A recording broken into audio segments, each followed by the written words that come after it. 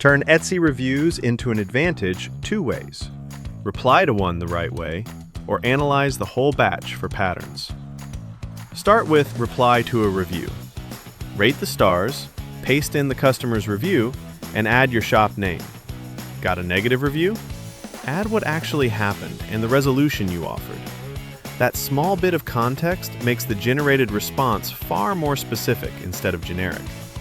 You'll get 3 response options, each in a different tone with a best for note attached. Just copy whichever fits and paste it straight into Etsy. Every response also comes with clear do's and don'ts for handling a review like that one. Then switch over to Analyze Reviews.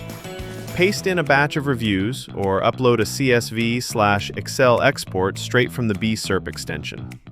BeeSerp reads the whole batch and surfaces sentiment, what buyers love, common complaints, and specific product or listing improvements, plus keywords pulled directly from your buyer's own words. Reviews. Reply like a pro and turn every piece of feedback into your next improvement.